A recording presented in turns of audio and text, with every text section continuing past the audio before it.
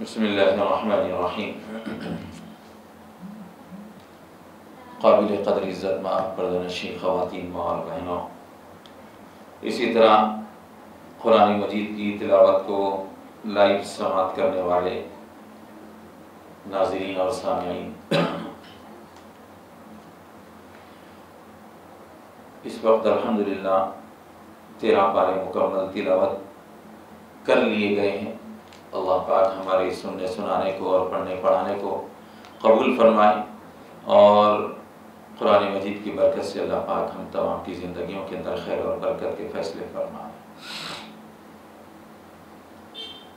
13ویں پارے میں ایک آیت ہم نے تلاوت کی ہے جس کا مختصر سا خلاصہ، بلکہ میری اور آپ کی زندگی کا مقصد اللہ تبارک و تعالیٰ نے اس کے اندر ذکر فرمایا۔ اسی آیت کو پڑھ کر ہم چند باتیں ذکر کریں گے اور غور کریں گے کہ کیا ہم لوگوں کی زندگی ایسی ہے یا نہیں۔ باری تعالیٰ نے فرمایا کہ وَأَمَّا مَا يَنْفَعُ النَّاسَ فَيَمْكُثُ فِي الْأَرْضِ كَذَلِكَ يَضْرِبُ اللَّهُ الْأَمْثَالَ۔ اس سے پہلی باری آیت میں فرمایا وَأَمَّا الزَّبَدُ فَيَذْهَبُ جُفَاءً۔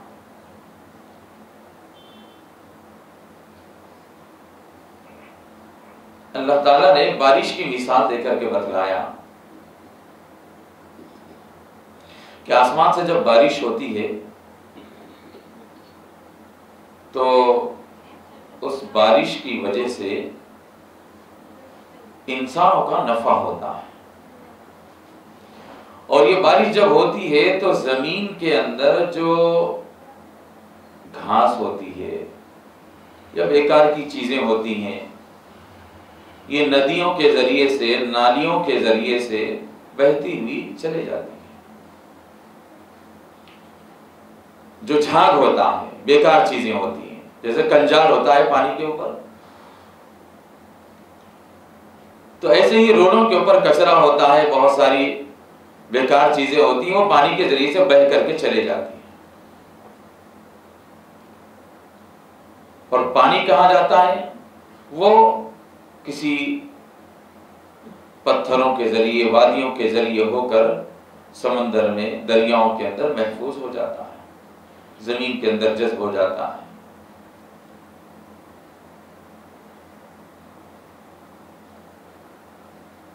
تو اللہ تعالیٰ نے یہ مثال دے کر کے بتلایا کہ دیکھو، جو بندہ دوسروں کے لیے نافع بنے گا، جو دوسروں کے لیے نفع کا ذریعہ بنے گا، جو دوسروں کو فائدہ پہنچائے گا، اور جس کے ذریعے سے دوسری انسانیت کو نفع پہنچے گا، اللہ تبارک و تعالیٰ اس کو باقی اور برقرار رکھیں گے۔ اور جس کے ذریعے سے کوئی فائدہ حاصل نہیں، بیکار کی چیز ہے، تو ایسی چیزوں کو پانی لے کر کے بہا دیتا ہے۔ بالکل ایک مثال میں دے کر کے آپ کو یہ سمجھاؤں کہ ہمارے گھر کے اندر اگر بلب ہے، ٹیوب لائٹ ہے، یا کوئی بھی اور چیز لے لیجیے، اگر وہ کارگر نہ ہو، وہ اگر ہم کو فائدہ نہیں پہنچا رہا ہے، بلب ہمارا شارٹ ہو چکا ہے، ٹیوب لائٹ خراب ہو چکی ہے، نہیں آ رہی ہے، تو بھلا آپ بتلائیے کیا اس کو ہم لوگ گھروں میں رکھیں گے؟ ظاہر بات ہے کوئی نہیں رکھے گا۔ بھائی جب خراب ہو چکی ہے چیز تو اس کو گھر میں رکھ کر کیا فائدہ؟ اس کو باہر پھینک دیں گے، کچرے دان میں ڈال دیں گے، کوڑے دان میں ڈال دیں گے، ڈسٹ بن کے حوالے کر دیں گے اس کو۔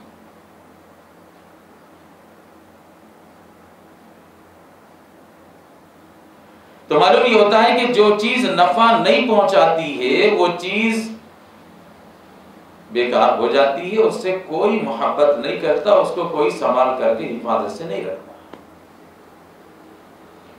بالکل اسی طرح اللہ تعالیٰ نے فرمایا وَأَمَّا مَا يَنْفَعُ النَّاسَ، جو لوگ دوسری انسانیت کے لیے نافع بنیں گے، نفع کا ذریعہ بنیں گے، دوسروں کو فائدہ پہنچائیں گے، فَيَمْكُثُ فِي الْأَرْضِ، اللہ تبارک و تعالیٰ ایسے لوگوں کو زمین کے اندر قرار عطا فرمائیں گے، ایسے لوگوں کو ثبات عطا فرمائیں گے، اور ایسے لوگوں کو اللہ تبارک و تعالیٰ جماؤ اور ٹھہراؤ عطا فرمائیں گے۔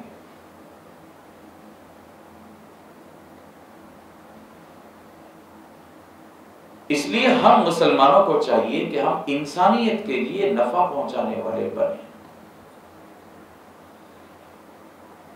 ہماری ذات سے کسی کو نقصان نہ پہنچے.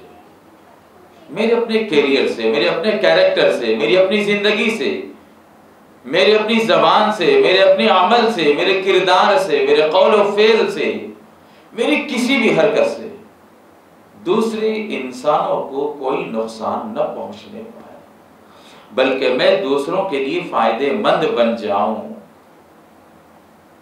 اللہ کے نبی علیہ الصلوۃ والسلام نے حدیث پاک کے اندر ارشاد فرمایا خیر الناس من ينفع الناس. لوگوں میں سب سے بہترین انسان وہ ہے جو دوسروں کے لیے نفع پہنچانے والا بن جائے. کس طور پر نفع پہنچائیں گے آپ؟ مالی اعتبار سے، معاشی اعتبار سے، سماجی اعتبار سے، خدمت کے اعتبار سے، جس اعتبار سے آپ دوسروں کو فائدہ پہنچا سکتے ہو پہنچاؤ. اپنے آپ کو محدود کر کے رکھ لینا یا اپنی ذات تک ہی نفع پہنچا لینا یہ کمال نہیں ہے انسان کا. انسان کا کمال یہ کہ پوری انسانیت کے لیے وہ نافع بن جائے. کیا مسلمان، کیا غیر مسلم، کیا پڑوسی، کیا دور کے رہنے والے، کیا رشتہ دار، کیا اپنے، کیا پرائے، ہر ایک کو ہماری اپنی ذات سے نفع ہم پہنچانے والے بنے تو اللہ تبارک و تعالیٰ ایسے لوگوں کو جماع عطا فرما دے گا. اور دنیا کا دستور بھی یہی ہے دوستو. آپ اگر کسی کے ساتھ احسان کرو گے تو وہ بندہ آپ کو یاد رکھے گا. آپ کسی کا اچھا کرو گے تو وہ بندہ آپ کو یاد رکھے گا. کسی کے ساتھ آپ اچھا سلوک کرو، اچھا برتاؤ کرو، اچھائی کے ساتھ پیش آؤ، خوش اسلوبی کے ساتھ پیش آؤ تو آپ کو دنیا بہت دیر تک یاد رکھے گی. اور اگر وہی آپ بدکرداری کے ساتھ زندگی گزارو، کسی کو کچھ بھی فائدہ نہ پہنچاؤ بلکہ نقصان پر نقصان دیتے رہو تو کوئی آپ کو یاد نہیں کرے گا، سب بھول جائیں گے. اگر آپ یہ چاہتے ہیں، اگر ہم اور آپ یہ چاہتے ہیں کہ دنیا کی زندگی میں ہمیں لوگ یاد رکھیں اور آخرت میں ہم کامیاب بن جائیں تو ہمیں قرآن مجید کے اس اصول پر عمل کرنا پڑے گا جو باری تعالیٰ نے فرما دیا ما ينفع الناس فيمكث في الارض. جو انسانیت کو نفع پہنچائیں گے اللہ فرماتے ہیں کہ ہم اس کو زمین میں ٹھہراؤ اور جماؤ عطا فرما دیں گے. لوگوں کے ذہنوں میں اس کو یاد رکھا جائے گا، لوگوں کی زبانوں پر اس کا نام لیا جائے گا، بڑی دیر اور دور تک لوگ اس کو یاد کرتے رہیں گے.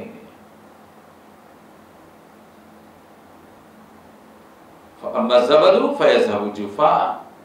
اور جو لوگ بیکار رہتے ہیں، ان کی ذات سے کسی کو نفع نہیں پہنچتا ہے، اس کو تو ایسے ہی پانی بہا کر کے لے کر چلا جائے گا، پھر وہ کوڑے دان میں چلا جائے گا.